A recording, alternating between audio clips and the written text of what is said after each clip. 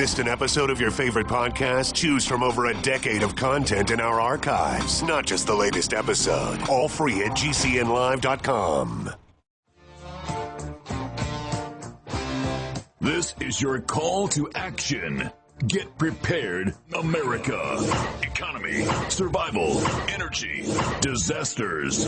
This is USAPrepares.com. Informative radio, educational radio. Interact now by emailing instructor@USAPrepares.com or text at 434-390-7953. Class, please take your seats. Now, your instructor, Vincent Finelli. Everyone all set, cocked, locked? Here we go. Your dial set correctly to USA Prepares. Thank you for being with us today. If you'd like to call us, we'll pay for the call, 866-582-9933. Telephone listen line, 605-477-3249. Hour number 1 is with Dr. Margaret in Spain. We're going to be talking about food, preparation, survival. Hour number 2, it'll be just me. And I'll take your calls. I'm looking forward to hearing from you what you like about USA Prepares, what you don't like about USA Prepares, what you think we could do better at. And if you're a detractor, please call in. Tell us what you think. I know that you've got lots of comments on the internet, but I'd love to hear your voice and hear you articulate why you don't like what we do. And if you're a teacher or a principal or a superintendent of the public schools, I'd like to know why you've done what you've done to our educational system and why our children don't know very much. So we'll pay for the call, 866-582-9933. And in between the calls, I will be telling you about my book. This is not a promotion. I've got nothing to sell. All I have is my notes, and I'm going to be talking about the way I do things. These are my opinions, and this is how I do lots of things that you've probably never heard about on the radio, including how to make lock picks. I've got lock picks. They're legal in Missouri, and I'll tell you how to make them. That's just one thing. Margaret's with us. Welcome, Margaret. Hi there, Vincent. Are you feeling well today? I am. I had a rough couple of days on the farm trying to get hay baled, trying to get parts for our baler. It's been really uphill. So we decided to do what most farmers would just do, make the parts ourselves. And so we did, and it took hours to make the parts for our baler, and off we went. So, and that's what it's going to be like. I mean, that's just a tiny, tiny, tiny example of what I think life is going to be like when the grid goes down. And I don't think it's a question of if, I think it's just when the grid goes down. And in Spain, you are a lot better prepared, I believe, for the grid going down because you're not so dependent on electricity. Is that right? That's true. It's very true. And, the more we talk, the more I think about life. I'm pretty reflective and contemplative in general, but I've really been specifically focusing on what's going on because things seem to be becoming more imminent, more important. As people say, the time seems to be going faster. Things are developing or undeveloping sooner than we thought. So here I reflect on what do we eat, how do the people live, how have they survived here for hundreds, and I'm going to say thousands of years. And for me, it makes me happy to say they do it the old ways, which are time-proven. Of course, they didn't have nuclear bombs. But in the United States, we've become so maladapted to natural life, and the skills we may have had don't seem to be necessary, including things I wanted to talk about, such as food preservation. We're not living 100 years ago, but we might have to go back to it. So here, people still smoke, dry, can, preserve. It's part of life. And I am so happy to be living in a place where that's the way it is. So I'm glad. I don't know what. I mean, I have reasons why I decided to make this major life change, but for me it's been positive. I've learned to do with less, to eat more and live more simply, to appreciate and use what is around me, just to be more in touch. And I'm so sad for family and friends and the rest of my compatriots that aren't able to enjoy the things that I'm enjoying, which are not special, which don't need electricity. We don't need a freezer.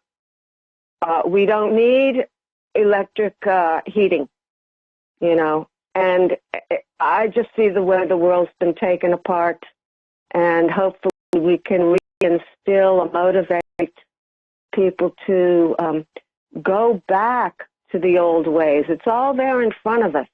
We just have to learn how to do it again. You said something very fascinating. No, you said something very fascinating to me.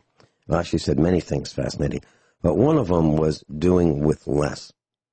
And you're absolutely right. Yeah. And what I've done here at the farmhouse, and Mrs. Finelli as well, instead of using, we have cups and saucers, we have dessert plates or salad plates, and we have dinner plates. And what we used to do is we'd use the dinner plates for breakfast, lunch, and dinner. Well, not anymore. We use those dessert plates or salad plates for breakfast, lunch, and dinner. At least Mrs. Finelli and I do. And and we eat less. We eat better and we eat less. So that's one of the doing with less. But I had another question based on what you said. When you talked about food preservation, smoking food, drying food, canning food, etc., what is the age of those who are doing that? Is it mostly seniors, or is it middle-aged and seniors, or have you seen any young people doing this? Well, I think it's the young ones who are falling off the wagon, but the older ones, the oldest ones, if they're still competent, and that's another issue. When we talk about preserving and being prepared with foods, we have to think that not everybody in the population is capable. Maybe they are not mobile. Maybe they are handicapped. Maybe there are obstacles to their getting around. So that's why today I'm going to try to suggest a few different alternatives to collecting food for storage. Here, you asked about pizza the other day, and I said there's no pizza at Grandma's house. Here, the culture is old and tight. When people, the young ones, come back home, they want to eat the old traditional dishes that Grandma makes or Mom makes. They like the old foods. They, you know, when they're away in Madrid or something or Rome, they'll go eat pizza. But here, when they come back, they want, I'm going to say the words in Spanish, there's a caldo, which is like a soup stew, very rich food. They want their chorizo, which are types of sausages. Here, the bread is homemade every day or freshly made every day, and they want their breads. They want the traditional foods here. They want the octopus. They want the merluza. There are foods here that I've said before are quite seasonal, and we eat seasonally, but they want the old things. They're delicious and fantastically delicious. They'll send for the special pie made with a special fish that's from around here. They'll send from Madrid to get their Galician, fish pie. People love their traditional food. Unfortunately, it's still here, although we have contaminated oceans and toxic earth, and who knows if you can eat the corn or drink the water. But the foods here are rich, sustainable, and the people love them. And in the United States, we have such a mix of cultures. So anyway, here it's smaller.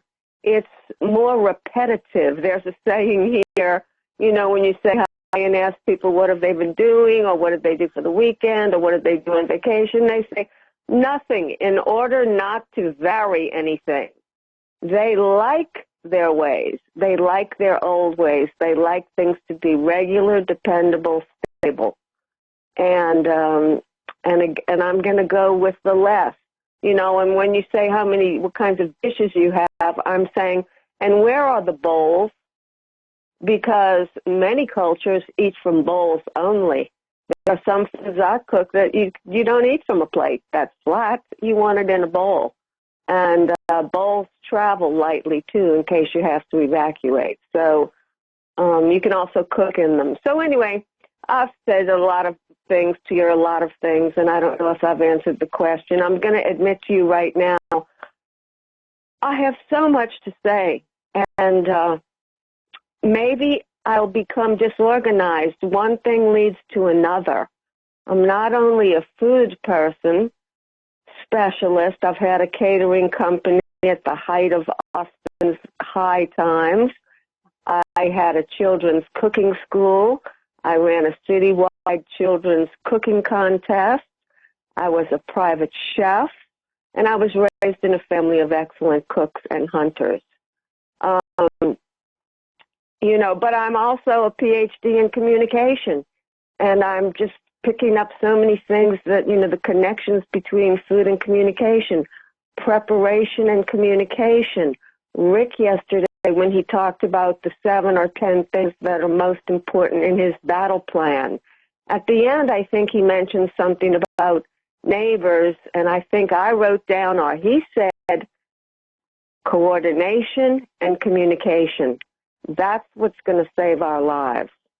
And the other thing that came to my mind yesterday is that a lot of people aren't happy. You're complaining. Gwyneth is complaining. Rich is complaining. Rick doesn't seem to complain too much. But, what's the answer? You couldn't do what you're doing without people, your family, and good communication, as you explained yesterday, because I've been listening every week, every day intensely. Gwyneth doesn't have anybody to help her. Her last son is going away. I'm thinking for her, get a burro, get a goat, get a big mastiff dog, get some animal to help you. You don't need a horse. People make furrows with sticks and some animal to help them along. If you're alone, it's going to be tough. And so I also, sometimes I'm going to mention things about communication, like in the next time you give me an opportunity to talk. But go ahead and respond to what I've said if you can. Okay. Well, why don't we get right into the meat of preparing foods? So let's say we know that we've got 6 months. What would you recommend that we do in order to prepare foods? And I'm thinking maybe we do have 6 months. I'm making it shorter. I'm saying, we had that hurricane scare, a couple of weeks ago? And was it the governor of Florida who told everyone, or maybe it was the mayor of somewhere, okay, make a 1-week food supply for your family. That was the order from the government. And so I really don't think, one thing about communication, and we all probably complain about people not listening, and you invented the experiment, blah, blah. Why don't people listen? What do they listen to?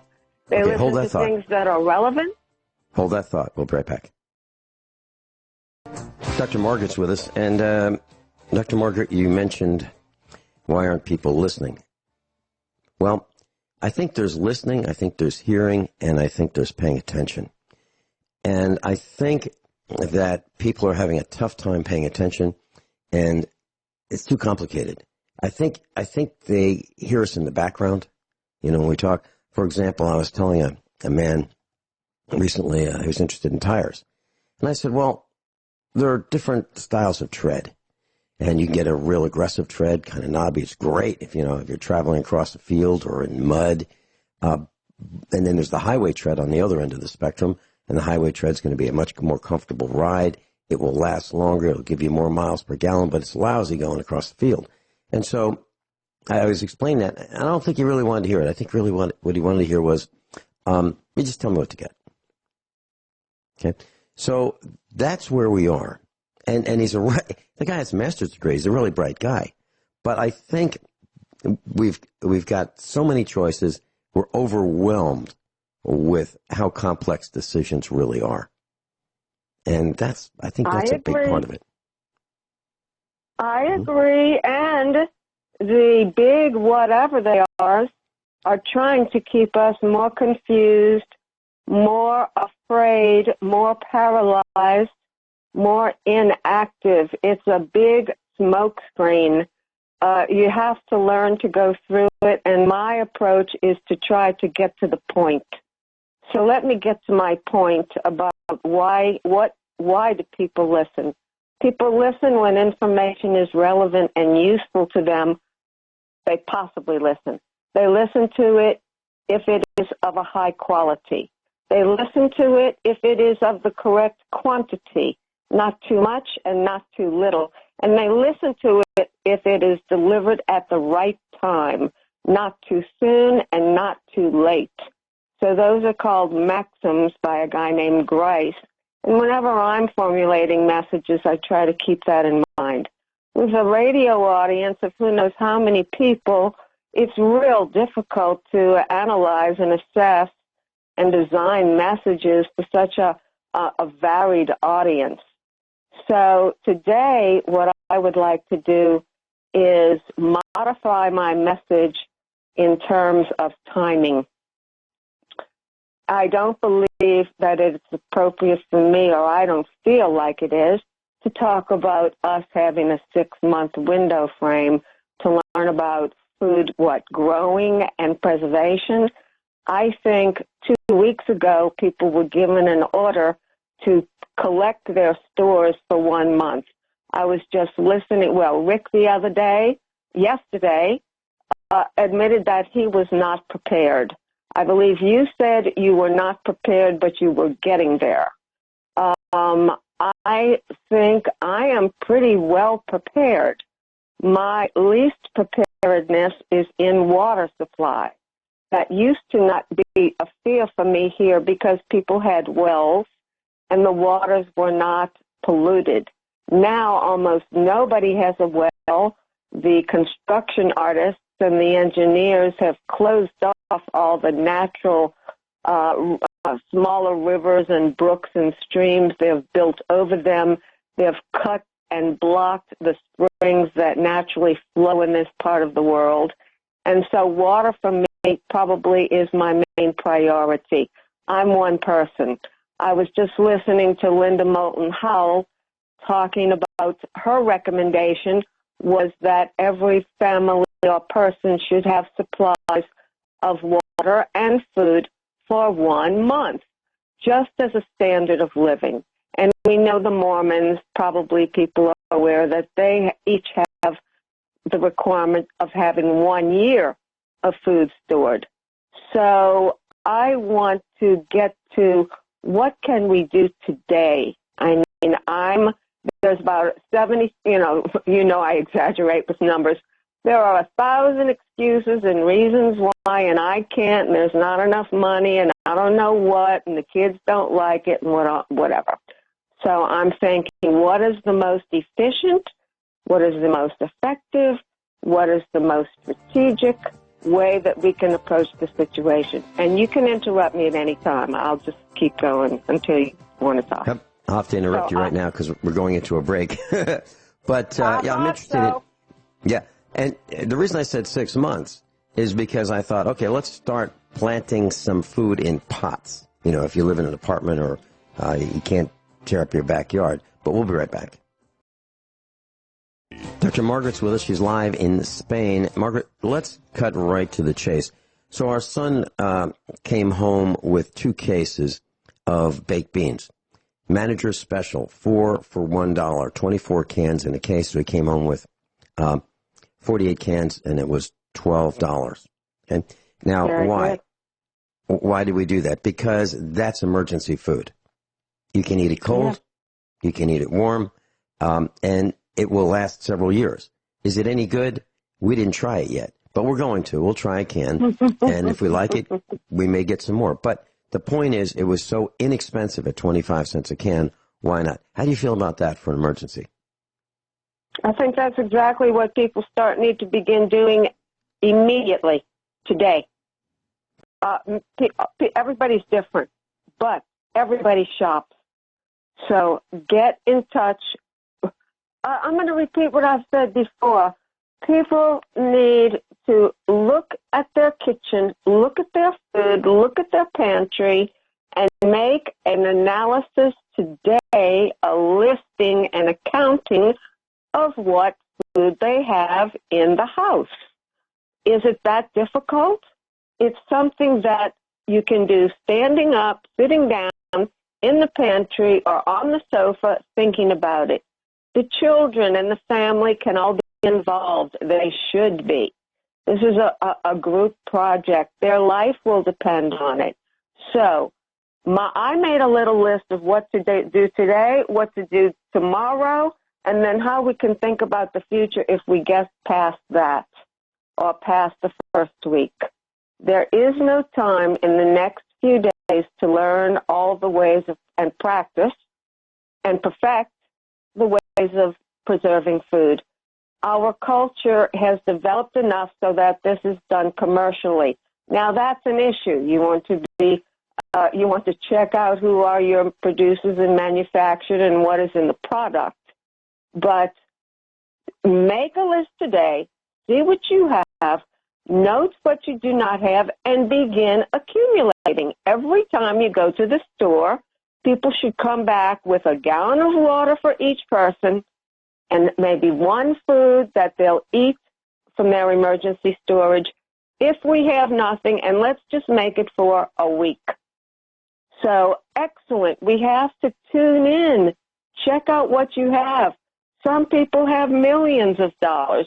Some people don't have any. But we can all accumulate for ourselves things that are already produced. And to your comment about maybe it'll be good, maybe it won't, well, if you don't like the way it tastes, I have a lot of spices. There are ways to change the flavors. Everything that I have in storage is probably basic. Now, I can change it to have different flavors to adapt to my fancy for the day, like a little Mexican flavoring or Indian or, Texas or whatever. So, and then if you can't eat it, well, then maybe the animals can, or it can be used as a base for something else. But today, now, people should start making their accounting list, their checklist, their balance sheet, whatever it is.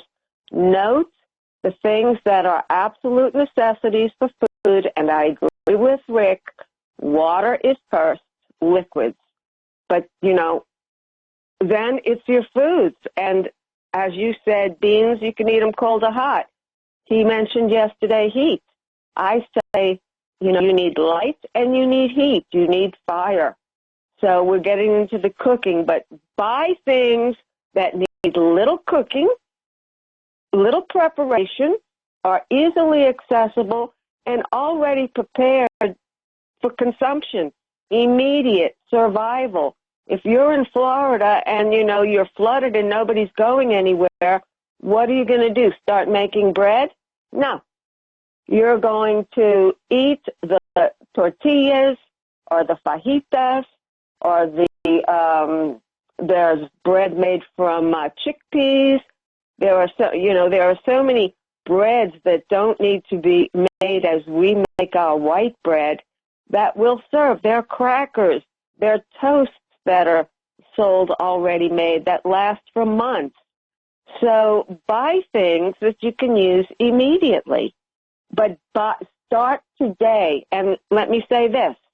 I always have a variety of different kinds of beans and or seeds. Today, what can you do? What can the children do when they come home? You don't need to get some planters, although that's a good idea. A lot can be done in planters. But start indoors, and many people who are specialists are recommending that in the future we will need to do a lot of our gardening indoors, including citrus fruits and other things that we're not used to growing indoors. But I would have the kids come home from school today, and now we're going to go get some white beans and pinto beans and red beans and some peas and some sunflower seeds, and we're going to start and alfalfa seeds and chia seeds, and we're going to start germinating. So let's get some little glass jars or bottles with tops, and we're going to put different beans in different bottles and different seeds, and we're going to start germinating them today. This is all edible food. They can start learning to see. You know, we used to do this in school. We'd have one day at least to plant seeds, and maybe we'd be growing a sweet potato vine in the window in the classroom. But this can be done today. You'll have sprouts that can go in your salad or whatever else you're cooking, you know, in 3 days or in a week. And then you have bean sprouts and, you know, get them going with the growing. Let them see it happen. Let them see how long it takes. Do the seeds sprout or do they die? What's required? Today, make a list. Start acquiring what you need and make priorities and get the things that are most accessible and easily consumable. We can all do that today. The next time you go to the store, each person should be bringing back something for themselves as emergency storage food, and bring back the water. A couple of comments. Over the years, I've been doing preparedness education before radio I've been doing this like 30 years now, but on the radio a little over 8 years. And I've asked people, so how much food do you guys have? You know, how long can you go without, you know, prying too much? They'd say we can go for weeks. Weeks. We don't have to buy. We're good for weeks. Well, it's not true. It's not true, and I'm going to prove it right now. So here's what you do, class. If you think that you can go for weeks right where you are, then don't buy another thing for weeks. I'll bet you can't stand it for 4 days. I'm serious. I mean, you're going to get sick of eating ketchup and mustard because, you know, I know you've got that. Okay, but and you know, you look in your refrigerator and it's half full. Well, I guarantee you go through way more food than you think you do. So if you think that you're good for weeks, or your neighbors or family thinks that you're good for weeks, tell them, okay, don't buy anything for, you know, a couple of weeks. Let's see how it works. And that'd be a great exercise because you will absolutely positively know that you can't go for weeks. And you mentioned make a list. Write it down, write down the things in the order that you start to miss them. You know, how long does the bread last? How long does the ice cream last? How long does the orange juice last? You know, and make a note. You have to become active and aware in what's going on. But I agree with you. You know, be real. You know, stop dreaming. Give it a try and start today. There's no reason to wait till tomorrow. The saying here is, well, tomorrow is another day. Well, maybe it isn't. You know, that's a great point. How many of you have said, nah, we'll do it tomorrow, or I'll make that call tomorrow, and you find out that person that you were going to call died overnight? Okay? So you're absolutely right. There may not be a tomorrow.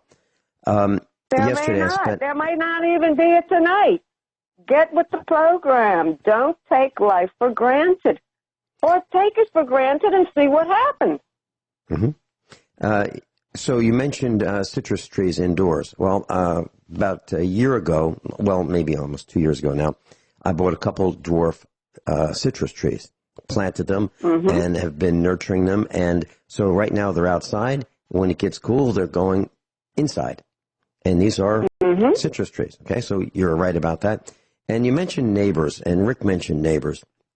Well, I just want to clarify from my perspective. Back in the 1950s and 1960s, yes, absolutely, I totally would agree with you. Neighbors worked together. They helped each other. They looked out for each other's children. Not today. 70 years later, not so much. So what I'm here to say is you can think you can depend on your neighbors, and it's great to try to work with your neighbors, but it's kind of like herding cats or pushing a rope. It's extremely difficult because most of your neighbors will not agree that things are as bad as they really are. And they have no idea what a grid down means in the United States. That means supplies stop within a couple days. That's it. Walmart can't sell you anything without electricity because it can't take your payments. And they don't know what anything costs. And there'll be mass panic. Mass panic. Yeah. And all you have to do is... Just the line. Right. Go ahead. We now even have commercials right here on GCN. They're unbelievable. These are... And by the way, talking about commercials is the kiss of death as a radio broadcaster. But I'm going to do it anyway. We have a commercial on GCN, and it's about road rage. It's about people in line, cutting in line, and then fights breaking out. Now, we have commercials saying, kind of take it easy. It'll be okay. You don't need to beat people up because someone cut you in line, cut you off in line. But that's where we are today. We are at a point where people are angry, and it's getting worse. So there are shortages. I'm telling you that the beef industry is in trouble because of the drought. The beef industry is in trouble because prices are so low, farmers can't make it. Farmers are going out of business. I'm talking about the small family farms. The larger farms are doing fine, but it's the little farmers that aren't doing so well. So what's happening is... Let me just say this. I lived in Iowa in the 80s and 90s, and I watched them kill all of the beautiful family farms to put in the large, mega whatevers. It was heartbreaking. I've been watching this, and you have too. We've been watching it go on for years, talking about farms, what can we do? I'm thinking, I really like the small breeds of cows. When you see cows today, they're like gigantic. Think smaller animals. Don't think 20,000 acres. Think 2 or maybe 200. I think Gwen has mentioned about something about doing smaller. Do what's reasonable. But again, in the U.S., we've been so trained, uninformed, disinformed, changed, blocked, denied, lied to. Okay, I hear music again. Go ahead. Yeah. We'll be right back with Dr. Margaret. She's live and in Spain. I've got a quick comment, and then we'll continue. Because Dr. Margaret's with us. She's live in the country, Spain. And she mentioned smaller animals. And she mentioned about 200 acres or so. It's exactly what we have. Dr. Margaret has never been to our farm. But she's describing the way we live. And we have smaller cows. We have black Angus cows. And I think they are the finest cows there are. Now, our neighbors have much bigger cows, way bigger. Probably 1.5 times as bigger, or even larger than that. And the reason, their logic is different from ours. We don't want to be the biggest, we just want to be the best. Their logic is, well, you get taxed by the head, so if you have a cow that's 1.5 or 2 times the size, you just pay the same tax. So economically, they like that. But I don't want to have a mixed breed herd of whatever. You just buy a whole bunch of cows and let them loose. I don't want that. I want top quality animals. And so that's our logic. And it takes, in my opinion, a minimum of 40 acres to survive as a farm, an absolute minimum just for survival purposes.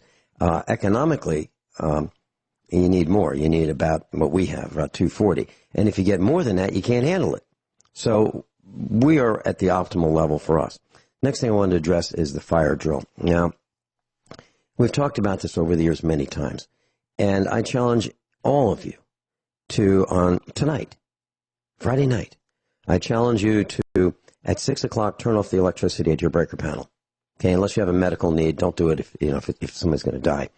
But shut off your breaker, and except for your refrigeration, keep that running. But put tape over your refrigerator, tape over your toilet flush handle, tape over your faucet, and then See how you like it. Write down what it's like. Oh, where are the batteries? Where's the flashlight? Where are the matches? Where's the lighter? Oh, shoot, don't have any matches. Batteries are dead. Where are the candles? Oh, the candles smell. There's smoke in the kitchen from the candles. Geez, you'll find out that you're not too pleased with what it's going to be like. Write all that down. And you're going to decide what you don't like, and then you can prevent it from happening next time. But I guarantee you, but who does that? I've been challenging people for years. How many people have done that? Zero. Nobody. How do I know? Because at meetups, I would say, okay, how many of you'd like to do this and come back next week and tell us how it worked out? People would say, okay, I'll do it. Great. Tell us what it's like next week. We come back next week. How did it come out? You guys didn't do it? Really? You said you were going to do it. Too hard? Margaret, that's the truth. Well, I know it. I've been a teacher all my life. Are you kidding? That's one benefit that I enjoyed about teaching is that I could assign projects, and they must be done. They were for a grade. It was all a larger process. But just talking, people are half listening, can't remember anyway, not really interested. And who cares if they don't do it or not? There's no repercussion. There's no responsibility. I won't be evaluated. I'm not going to do it. So it's not a discrepancy, but it's a difficulty in, I guess, for me, it's about caring what I'm trying to share and teach. It's about the listeners, students, absorbing it and taking it in and caring and acting. To me, it's about being active, being alive, being awake, being present. And unless, when we study human motivation and how to affect production, Freud and others, they will say, well, you make people produce more and do what you want them to do if you pay them with money. Well, we aren't able to pay the people that are listening with money. We have no authority or anything over their behavior. So I guess it's a sad state of human affairs. This is why I like dogs and other animals. I'm a nice manager, but if I give a command or an instruction or something has to be done, it's going to be done. So but this is loose. This is just sort of blowing smoke. Does it affect anyone? So and then I keep hearing the term, pearls before swine. And I don't mean to insult swine nor people, but when they are provided, given free, the information that will help them and from which they can benefit, and it's only done for their own good, and it's rejected or not used, well, that's the sadness and the tragedy of being a teacher. In the military, if people give you orders, you do it, or there's a repercussion. So it's tough. It's tough. Oh, are we going to have time to talk about one or two food things specifically? We can't this week, but we can next week. Okay. You want to come on next week? Same time, same station? Love it. Okay. I'd love Got you it. down for hour number 1 next week. We'll give you a call. How's Dr. Margaret? Okay, thank you. And let me tell you something. Best wishes, and be at your best behavior in your next hour. If people call, it may be complicated. Okay, so use your best skills. 10-4. Everyone all set? Cocked, locked. Hour number 2 of USA Prepares. Just 3 of us in the studio, a couple of Colts and me. And I'll be taking your calls if you choose to do so. I'd like to know what you like about USA Prepares, what you don't like, what we can do better. If you're a detractor, now's the time to call in. Tell us what you think. If you're a teacher, principal, or superintendent, I'd love to hear what happened to education. What did you guys do or not do? Are you trying to fight the battle to restore it? Or are you just saying, well, it's my job and that's what they tell me to do, and I'm just going to have to be part of the destruction of the educational system? The telephone number is 866-582-9933, 866-582-9933. You can certainly give us a call. I am looking at the call screen right now, and I just want to mention a couple quick things before we take our first call. All of us here at USA Prepares are adults. One of us has been banned from Walmart. I just got the call yesterday. One of your instructors has been banned and has been told, do not come back to Walmart. So the question I have for you is, I know it is, who do you think it is? Which one of us adults do you think has been banned from Walmart? Now, you know that they allow people in there with their underwear hanging out. You know they allow people to walk around there with their pants falling down. You know that they allow pink hair, blue hair, green hair, tattoos, disheveled looking, smelly people. That's okay. But one of your instructors, who's not like that at all, has been banned from Walmart. Another thing is, Beto O'Rourke said he will take your AR-15s and your AK-47s. Do not allow him to be president. Okay, I'm not asking anybody to do anything violent, but make sure you communicate with those who you like and trust and family members. He's not our guy. That's Beto O'Rourke, because he will take your AR-15 and AK-47 that you've paid for with hard-earned after-tax money. And Dr. Margaret just gave me some advice in the last few seconds of the previous hour that she wants me to be on my best behavior, and I will. First call, Doc Ram. Doc Ram's our first call. Welcome, Dr. Richard Allen Miller. Good morning. You asked me to call, so I did. I just have a very important historical note I'd like to give everybody at this moment. I just released a new book called Healing Yourself. It came from Country Doctor out of Seattle, and it reminded me of a time I had forgotten when I was in Seattle and I was one of 6 people at Survival Center that manned phones for drug overdose, trying to talk them and keep them on the line when we could get help out to them. And that was called Survival Center, and it was in 1970. And I was part of the flying squad, which later became known as 911. It started with Survival Center. I was one of the 6 that started that, and then wrote a book called Healing Yourself, which was for Open Door Clinic and Country Doctor, that was used herbal remedies for female complaints and other problems. The only thing that's wrong in that book now, today, is that I suggested using pennyroyal for abortion. And abortion, using pennyroyal, causes internal bleeding in 1 in 4 women. And that's a new thing that I discovered before I wrote that book.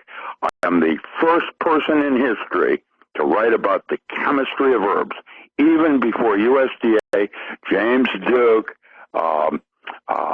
There's a whole list of others that have written in herbal pharmacology. I worked off Dr. Shook's works. He was the Mormon with the elementary treatise and advanced treatise on herbology. And when Dr. Christopher took that over, he did not know goat turds from pork and beans, and I was his primary advisor when he would switch from quassia chip for lactation and breast control. Now, that's me back in 1970, 2 years out of graduate school, having worked lunar base alpha 1 and got into herbs. How's that one?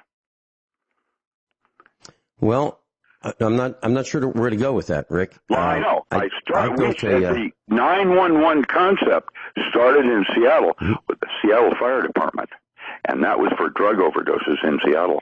And this was during a time when Haight-Ashbury was at its top.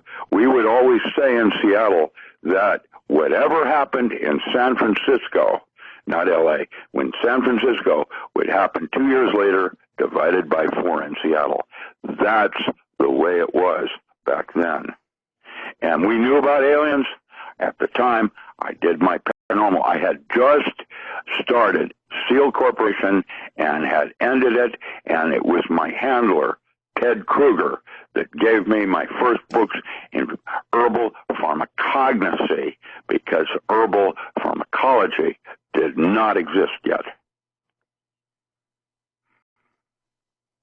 Isn't that interesting? What do you think of, what do you think of how 911 has expanded to children in elementary school being told, well, if you hear your parents arguing, just call 911, and then the police come, and then both parents become felons for having a domestic dispute, and that's because are no of longer budgets allowed from federal government.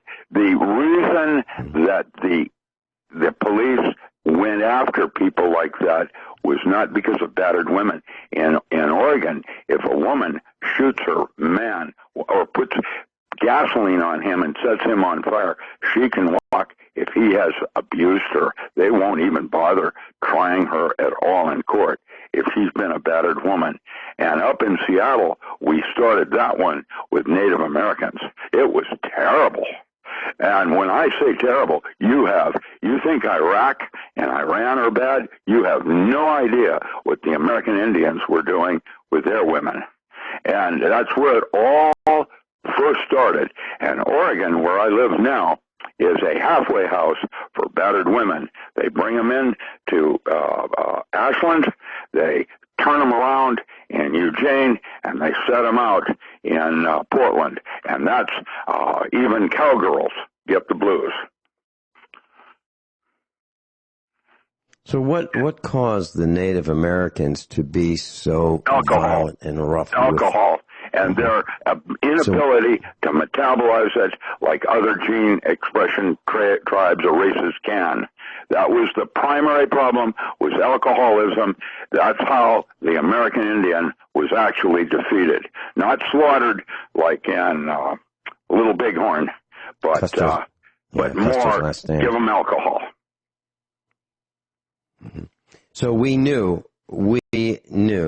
that they had an intolerance for alcohol. That is so correct. Yes, absolutely. And that has been that now what's happening, which is wonderful, is that the American Indians now are going back to their concept of medicine. These are the songs and dances of their history where they have a historical identity in terms of who and what they were, as bringing back a center. And in every single project I ever did with the American Indians, and I did Yakimas and the Fort McDowells and others like that, I always had a treatment center in the center of it all, because that's what needed to happen first, is having a place where they could get themselves back into true. That's what our cultures have done. And education-wise, it's terrible. Our government has been picking on the Indians before we had a government. I mean, we threw tea into the harbor in Boston, and we were dressed up like Indians. Let's blame the Indians. And, well, that's before even a government. Of it. The gold rush in California coming up into Oregon, they slaughtered all the American Indians here. The Fort McDowell, not the Fort McDowell, the Tanana chiefs. There were all kinds of things. That's the pipeline, the Alaska pipeline. The reason Nick Begich's father and the other senator were assassinated was that they gave the pipeline to the Indians in Alaska. That's what it all happened. That's why it all happened. We're going to talk about this hour. I'm going to take calls. What do you like about USA Prepares? What don't you like? Class, the number is 866-582-9933. Rick, what do you like and what don't you like, and what can we do better here at USA Prepares? I can't. I wished we had more events where there was darshan or eyeball to eyeball. When you actually physically meet somebody, something much different happens than radio and the superficial dialogue on a telephone.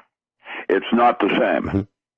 And your events that you had when I participated with Matt and Stein and others, they were wonderful. I got to meet Joey. I got to actually meet these people and get a sense of truly who they are. You know, who was that friend of yours that was on a motorcycle with his dog that came out of South America? That was, It was Mike Ma, M-A-H. Mike Ma. Now there was a character that I could truly embrace. That's what your program does, is it brings those kinds of people out of the woodwork and gives them a purpose for trying to reach out to others. Mike Ma. Yeah, can you imagine? Can you imagine? Mike Ma, middle-aged guy, combat Marine, half Chinese, riding up from Central America through Mexico, where you have to negotiate and bribe for your life. And he's just got his to get dog through. on his motorcycle. You got to forget that. Don't forget that one. He's got his dog with goggles on his motorcycle, and they come thousands of miles, and they go back thousands of miles. And he came to the expo, and and he was even stopped by the police, and people were worried about his safety. Well, actually, the dog's safety. I mean, who would do that? Well, his dog was trained to ride on the motorcycle. The dog didn't fall off, and his dog was Xena. He brought Xena here to the farm, and yeah, Mike Ma is something else. He is the kindest, gentlest. He's the one that I first met before I met you, that you had him pick me up at the airport to bring me to your home. And he is really kind, but at the same time, he is the scariest guy. I mean, if that switch flips, he can be the scariest guy you have ever met. That would be that's what he Mike did. Ma. Even before storming Norman Cantwell, he was teaching you survival skills in a closed situation with weapons. And he was really down on it. I love the man. Mike Ma. We'll be right back. Class, if you'd like to call in, I'd love to hear what you like and what you don't like about USA Prepares. What other broadcast would do that? What other broadcast would say, tell us what you don't like with no safety net? Well, 866-582-9933 is the number. If you'd like to call, Dr. Richard Allen Miller called in. Rick, you mentioned that you like the fact that we have had face-to-face meetups and expos and that we don't do it anymore. And the reason that we don't do it anymore is because the police and the county governments and the city governments really decide they didn't like our message. They would shut off the air conditioning in the heat of the expo. They would shut off the Wi-Fi so that in the days when you needed Wi-Fi to make transactions happen if you wanted to buy something. Why don't we bring the media in and have a media fest filming their behavior? You know, when they came to my workshop that one morning, I couldn't believe it. And there they were.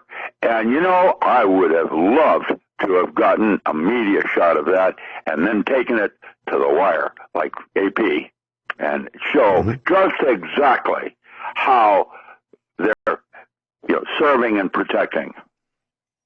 Did you see the fire trucks that came to Lebanon with lights, sirens, horns? Oh, yeah. No, I was there with all of it. I couldn't believe it. And why? Well, that's a good question, and that's probably why your state is broken into two pieces, them and us. Okay, let me Missouri. share. I wouldn't have seen I said I would talk about some tips and things from my book, so I'd like to do a couple of those. And I'd love to hear your comments on, this one especially. I'm good. I just called in because you asked me to, and I thought I had just, a hair, and I thought Mike Ma was someone that everybody should remember. Yeah, absolutely. And if you want to see who Mike Ma is, class, just go to YouTube and type in Mike, space M-A-H, or NoStressMike.com. And let me just share one quick thing while you're still with us, Rick. Were you there in Springfield, Missouri, when Mike Ma decided he was going to teach people how to get away from him when he, all of a sudden, the crowd was wall to wall. You couldn't walk 3 feet in any direction.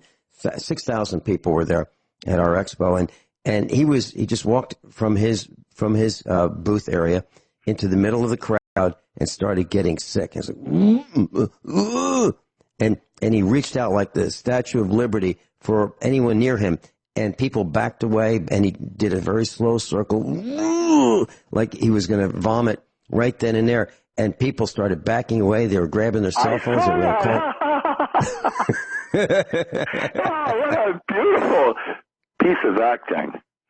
And he was showing you that if you're in a crowd and you're overwhelmed, like I don't know, hundreds against one person, what do you do? Now, he didn't say, watch this. He just walked into the crowd and started getting sick and reaching for help, and everybody was terrified, literally terrified. So I'm surprised that the Missouri Police Department doesn't have more preppers and individuals interested in the kinds of knowledge base that you're providing, because they're going to need it shortly. Mm-hmm. Well, I'll tell you what they did. It's not going to be about opinion and what they think is right or wrong. It's going to be a need for each other to help each other. When that grid goes down, it's going to be a real serious problem, and we're going to just see how good your police department is then. Mm-hmm. Well, I'll tell you what they did.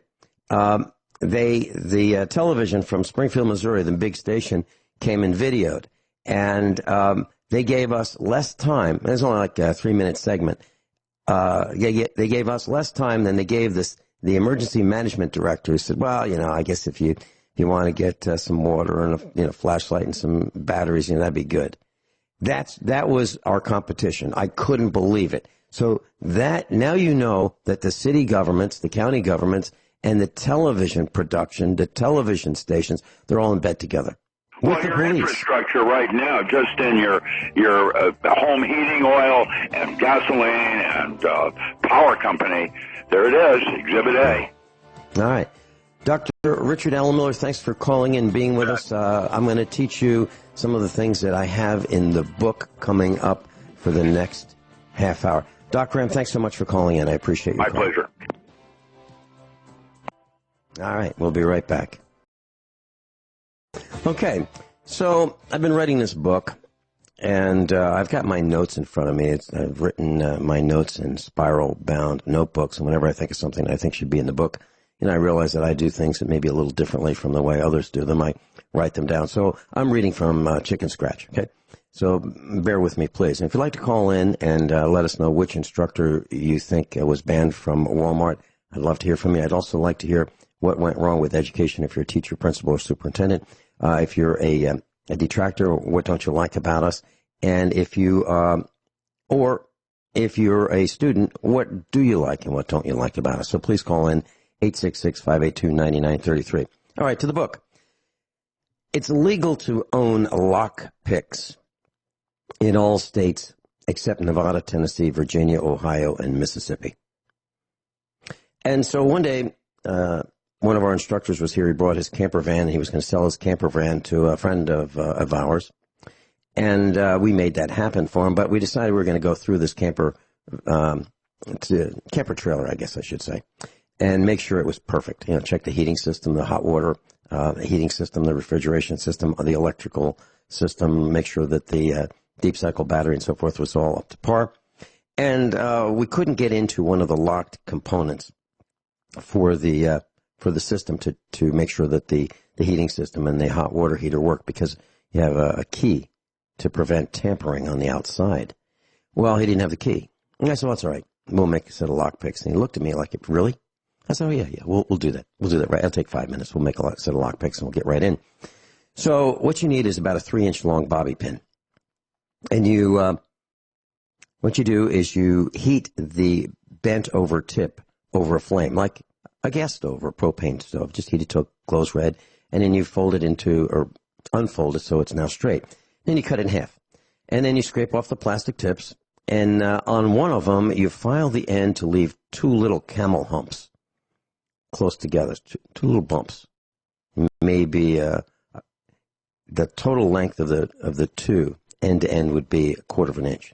So you just file them, and you make 2 humps, and then the other piece that you have of that hair or that bobby pin, you bend into the shape of an L. So you take about 3/8 of an inch, and you bend it into the shape of an L. And you might have to look this up to get it. See, if I had the website, I would just show you pictures of this. But our detractors were so miserable, and they caused us so many problems, I shut down the website. But I'd be glad to show you pictures if it weren't for them. And so you fold the other end into an L, but you have to heat the bobby pin in order to do that. Now, a lockpick is not what you see on television. It's not just sticking something in a lock and automatically it opens. You need 2 tools. One of them is a rake, and that's the one with the camel bumps on it, and the other one is the torque tool. So you apply torque in the direction that you would turn the key, and you put that at the bottom of the lock cylinder, and just apply a gentle torque with that bobby pin. And the other tool, the rake, you slowly rake back and forth to set the pins, and within like a couple seconds, that lock will open. And when I showed our instructor that, he couldn't believe it. He couldn't believe that we just took a bobby pin, went to the kitchen stove, heated it to red, then got a filed 2 humps into it, and made the torque tool, and then within seconds, the lock was open. They said, why don't you try it? So he tried it, and it took him a little longer because he wasn't used to it. It might have taken him 15 or 20 seconds to get that lock open. And then when we were all done, I said, well, it's legal for you to have these. Take them with you. So how long have I had lockpicks? For a long time, for my own purposes. I don't go breaking and entering and stealing things, but every once in a while, I need to get into some of my own equipment, and I don't have the key. So I have a set of lockpicks, and you can have them. It's perfectly legal, except in Nevada, Tennessee, Virginia, Ohio, and Mississippi. Now, don't believe anything I say. Okay? Disclaimer, look up for yourself what the rules are, okay? And let's take this call. I have no idea who's calling. Hi, I don't know who you are. Welcome, you're on the air with Vincent Finelli. Vinny, it's Lou. Hey, Lou. Listen, I'm sorry to be so rude, because I'll tell you what, I saw the phone on the call screen. I can see all the lines, and I could see this phone call was coming in, but our engineer did not pick it up yet, and I thought, well, okay, let's try it. So that's why I answered the way I did. Well, great. Hey, listen, I wanted to find out what you did to get kicked out of Walmart. All right, so I need to put down 1 vote for me. All right, so, well, what makes you think it's me? Who else could it be? Well, I mean, there's a whole bunch of instructors. I know, but it was you, Vinny. Come on. Are you sure? Yep. Okay, well, I'm not going to confirm or deny at this point, because I want to see if others get votes too. I mean, it might not be me, really. I want you to think about this. I don't want to give you any hints, but it might not be me. I mean, I lose my temper, but maybe it's someone who loses his temper or her temper faster than I do. My vote's for you, and it's probably might be open carry. I put that, okay. So Lou Cassidy. Open carry. 1 vote for me, and it's open carry. Okay. Yep, I want to see what everybody else thinks. All right. Do you have a second choice? No, it was you. Okay. No doubt. Okay, Lou, what can we do to, or what do you like, what don't you like, what can we do to improve here at USA Prepares? Well, I like your show. I especially liked your expos. I mean, that's where we all got together at. And I miss those, of course. But the show is fine. I mean, you're doing good. No complaints. What can we do better? Well, geez, I don't know. I can't think of anything you could do better. I mean, it's just like your impromptu, shows. I mean, they're great. I know you prepare for them and all that stuff, but you're just off the wall and go on tangents, and especially you and Doc Graham. When Rick's on there, man, it's crazy. And I know Rick's listening. Hey, Rick. So. Well, Let me ask you this before I make that comment. You have been to the farmhouse. Do I behave the same way on the air as I do around you in the impromptu settings at the farmhouse? Am I any different, or am I the same? No, you're the same. I mean, it's, you know, you're Vinny. What else could you be? And Rick is Rick. Rick is Rick. Mike Maw is Mike Maw. I love Mike too. I'm with Rick on that. You know, it's funny. It's funny you mentioned Mike Maw. I was thinking that if you if you thought that Mike Maw was kicked out of Walmart, you might have read about it in the international news. Because I have a feeling that it would be a little more complicated than. Sir, would you mind leaving? Yeah, I would say so. All right. I appreciate the call. Anything else you want to comment on? No, that's it. I'll let you get the other folks and get on with it. All right. That was Lou Cassidy. Thank you so much, Lou. Thanks, Vinny. Class, if you'd like to call, I'd love to hear from you, 866-582-9933. And I'll just answer the calls without knowing who you are, because I'll see the call screen light up. And the way it works on most radio broadcasts is there's a call screen and there's an engineer who will say, hi, this is USA Prepares, or this is, the ABC show, whatever it might be. What's your name and where are you calling from? And then they type on the call screen so the broadcaster can see, Tom from Texas. And I have buttons like right now. I can see that it's ringing. I'm just going to. Our engineer picked up. I can see that he picked it up, and that bar with that particular line turns a different color, turns green, and I can see that Robert in Kansas is called. Here we go. Robert in Kansas, welcome. You're on with me. What do you like about USA Prepares? What don't you like about USA Prepares, and how can we do better? Hey, Vince, I love USA Prepares. I like that you cover the topics that are not normally covered. As far as doing better, I don't know, Vince. I'm going to leave that up to you. You put together something great. I wanted to vote for who got kicked out of Walmart. Okay. Who's that? That would be Joey. Joey. I'm sure it's Joey. I think Walmart might ask you to leave, Vince, but I don't think you'd be kicked out. And I can see Joey kind of taking it to that next level, saying, no, I'm not going to leave, and being kicked out of the Walmart. So maybe it's not, but I listened to Joey for a long time, and I can see him going into Walmart and not putting up with the BS. Very interesting. I know Joey. Joey's been to the farm. He's a very dear friend. I really, really enjoy Joey's company. He is absolutely brilliant. I mean, he has a lot of skills and a lot of talents.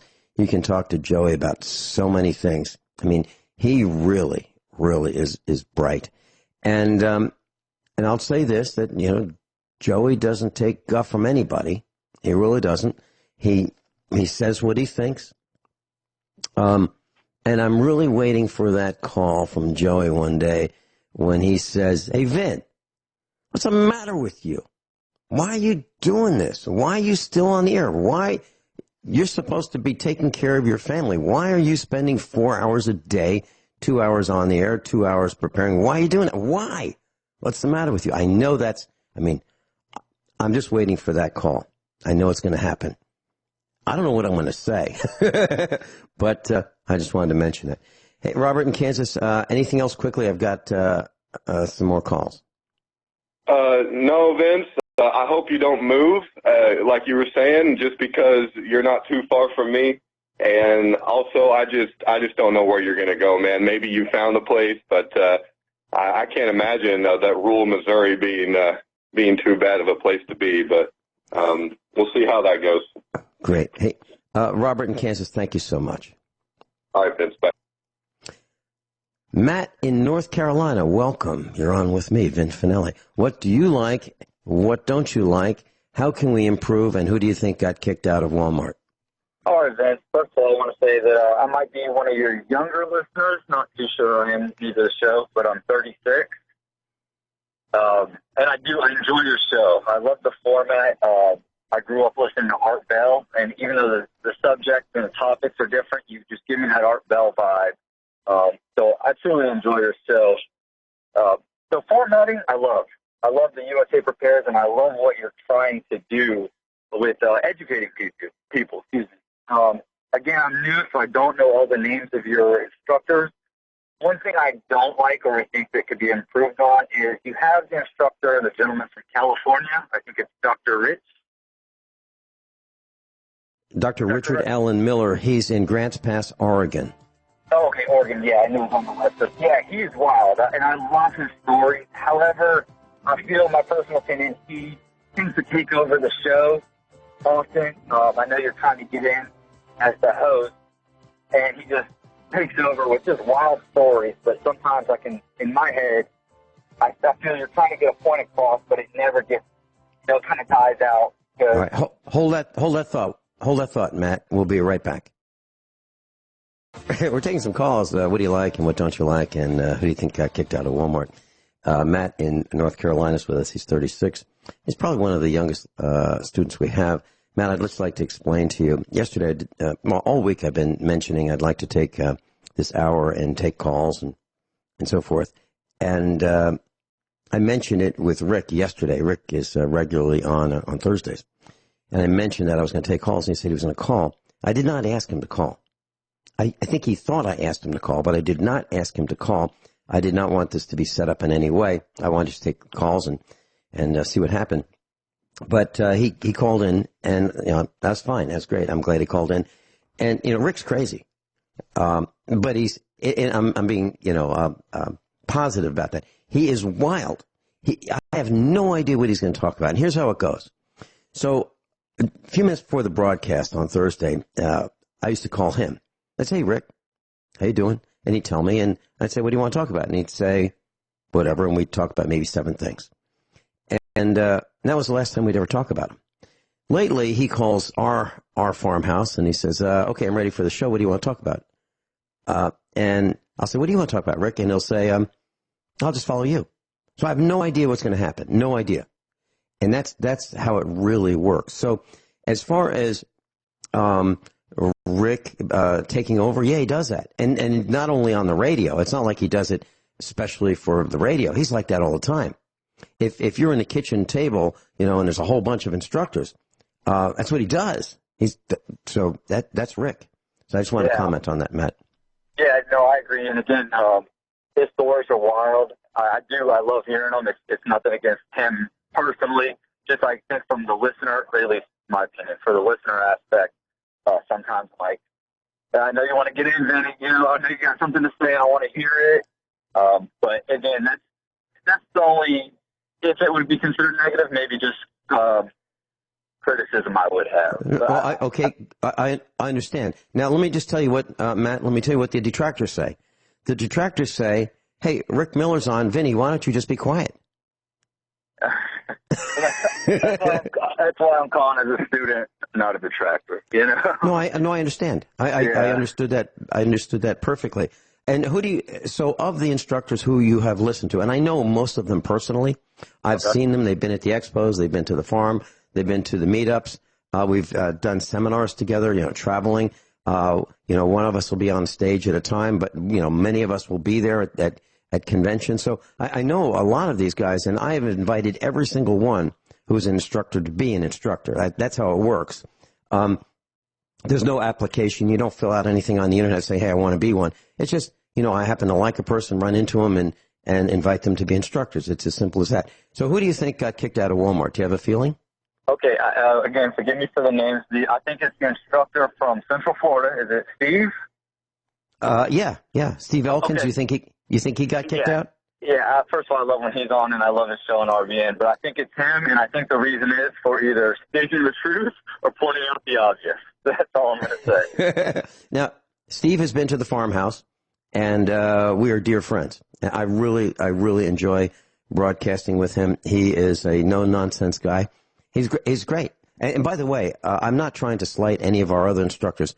I think they're all outstanding. Absolutely every single one, or they would not be instructors. And if I thought they were spewing out information that's not worth hearing, they would not be on the air. And you know, it's kind of like this. USA Prepares, we're all volunteers, and we all decided that, this is something that we're passionate about. Nobody gets paid. And it's because of that we're so hard to deal with. The establishment has a tough time with us because they can't control us. Because they can't fire us. They can't call our boss and say, you got to fire Vinny. He's out of control. Or Rick. Or any of us. Or Captain John. None of us is capable of holding down a job, and none of us has a job. So that's what typically happens. If you work for the government, they say, you shouldn't do that. And you remember your pension. That's really important. You want to have your pension, right? So that's how they control people in the masses. But we are all not controllable that way. Yeah. Any other comments you'd like to make, Matt?